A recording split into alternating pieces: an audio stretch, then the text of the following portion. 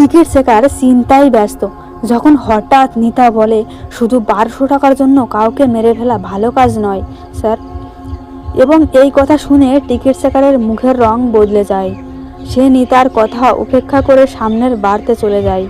আসলে নিতা যে উপন্যাসটি পড়ছিলেন সেখানে একটি মন্ত্র লেখা হয়েছিল তার সংস্পর্শে ভূত আনার জন্য, যা নিতা ভুল করে পড়েছিল এবং এর ফলে নিতার ভিতরে অশুভ আত্মা প্রবেশ করেছিল।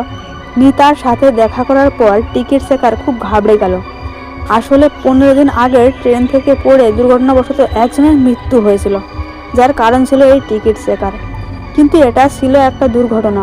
টিকিট চেকার ঠিক তার সিটে বসে আছে, এমন সময় হঠাৎ নিতা এসে তার পাশে বসে। নিতার মুখ এমনিতেই ভয়ঙ্কর দেখাচ্ছিল। তার চুল এলোমেলো এবং কহল তার চোখ জুড়ে ছড়িয়েছিল। নিতাকে দেখে মনে হলো সে যেন একটা ভীতিকর ডাইনি। নিতাকে দেখে আতঙ্কে টিকিট চেকার অজ্ঞান হয়ে যায়। কিছুক্ষণ পর টিকিট চেকারের জ্ঞান ফেরার সঙ্গে সঙ্গে তিনি দড়ির সাহায্যে বাইরে ঝুলে আছেন এবং জোরে চিৎকার করছেন। আর কণ্ঠস্বর শুনে ট্রেনের সব যাত্রী জড়ো হয়, কিন্তু নিতার ভীতিকর মুখের কারণে তাকে বাঁচানোর সাহস কেউ পায় না। যাত্রীদের মধ্যে একজন সন্ন্যাসীও ভ্রমণ করছেন। তিনি চোখ বন্ধ করে অনেকক্ষণ ধ্যানে বসে আছেন, কিন্তু যাত্রীদের চিৎকার শুনে তার মনোযোগ বিক্ষিপ্ত হয়ে যায় এবং সে রেগে যায়।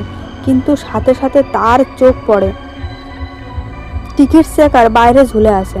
সে তার জায়গা থেকে উঠে দাঁড়িয়ে নিতার কাছে এসে উচ্চস্বরে বলে, তুমি ওকে ছেড়ে দাও, তোমার বিচার হবে। তিনি বেশ কয়েকবার কথা বলার পরে নিতা যখন এইভাবে দাঁড়িয়ে থাকে, তখন সন্ন্যাসীরা চোখ বন্ধ করে দাঁড়িয়ে থাকে এবং কিছুক্ষণ পরে তারা বুঝতে পারে যে যতক্ষণ নিতার হাতে এই উপন্যাসটি থাকবে ততক্ষণ ভূতের ছায়া তার থেকে দূরে যাবে না। সন্ন্যাসী তার বুদ্ধিমত্তা ব্যবহার করে নিতার হাত থেকে উপন্যাসটি ছিনিয়ে নিয়ে ট্রেন থেকে ফেলে দেয়। নবেল নিতার সাথে যোগাযোগ হারিয়ে ফেলার সাথে সাথে ট্রেনের ভিতর অজ্ঞান হয়ে পড়ে। কিন্তু এর মধ্যেই ট্রেনের জানলা থেকে ঝুলে থাকা টিকিট চেকার সে নিচে পড়ে যায়। ভাগ্যক্রমে তার জীবন রক্ষা পায়, কিন্তু তার মারাত্মক শারীরিক ক্ষতি হয়। সন্ন্যাসীরা নিতাকে নিমন্ত্রণ করে, তাকে ট্রেন থেকে নামিয়ে চিকিৎসার জন্য হাসপাতালে নিয়ে যায়। রেলওয়ে পুলিশের দল ঘটনাস্থলে গিয়ে টিকিট চেকারকে চিকিৎসা দেয়। সেই ভৌতিক উপন্যাসটি তার পরবর্তী শিকারের জন্য অপেক্ষা করছে এবং এর সাথেই দ্য হন্টিং অফ রেলের গল্প শেষ হয়। তো এভরিওয়ান, কেমন লেগেছে গল্পটা কমেন্টে লিখে জানাবেন। এতক্ষণ ধরে মনোযোগ দিয়ে শোনার জন্য ধন্যবাদ।